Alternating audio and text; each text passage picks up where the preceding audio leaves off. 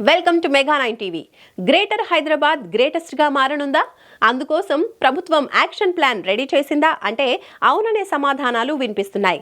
అత్యంత వేగంగా అభివృద్ధి చెందుతున్న నగరాల జాబితాలో హైదరాబాద్ పేరు వినిపిస్తున్న నేపథ్యంలో ఇప్పుడు భాగ్యనగరం టార్గెట్ గా రేవంత్ సర్కార్ ఏం చేయబోతోంది? ఎలాంటి యాక్షన్ ప్లాన్ రెడీ చేసింది? Let's watch. దేశంలోనే అత్యంత కాలుష్యపరమైన నగరాల్లో హైదరాబాద్ కూడా ఒకటి. ప్రస్తుతం వాయు కాలుష్యంలో ఢిల్లీ మొదటి స్థానంలో ఉండగా ఆ తర్వాత స్థానంలో భాగ్యనగరం పేరే వినిపిస్తోంది. ఈ నేపథ్యంలో కాలుష్య రహిత నగరంగా మార్చేందుకు రేవంత్ ప్రభుత్వం అడుగులు వేస్తున్నట్టు తెలుస్తోంది. అత్యంత వేగంగా అభివృద్ధి చెందుతున్న హైదరాబాద్ ను విశ్వనగరంగా మార్చేందుకు సరికొత్త ప్రణాళిక రచిస్తోంది.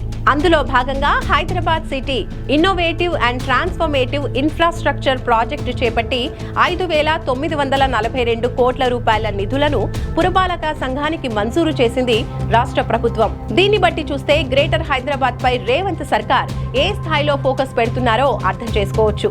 ఈ నిధులతో నగరంలోని ఫ్లైఓవర్ నిర్మాణాలు, రోడ్ల విస్తరణ వంటి పనులను మొదలు పెట్టనున్నట్టు తెలుస్తోంది. అందుకోసం తక్షణమే టెండర్లను కూడా ఆహ్వానిస్తున్నట్టు సమాచారం.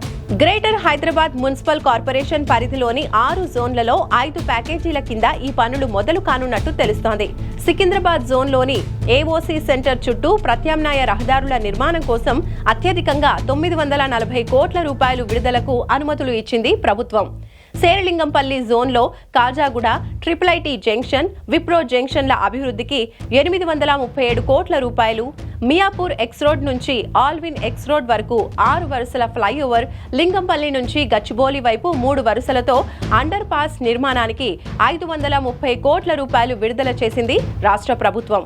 హైదరాబాద్ ను కాలుష్య రహిత నగరంగా మార్చుతామని పదే పదే చెబుతున్న సీఎం రేవంత్ అందుకోసం కాలుష్యానికి తావులేని ఎలక్ట్రానిక్ వాహనాలను తీసుకొస్తామన్నారు. ప్రస్తుతం నగరంలో తిరుగుతున్న డీజిల్ బస్సులు, ఆటోలను ఔటర్ రింగ్ రోడ్ అవతలికి పరిమితం చేస్తామని ఘంటాపథంగా చెప్తున్నారు.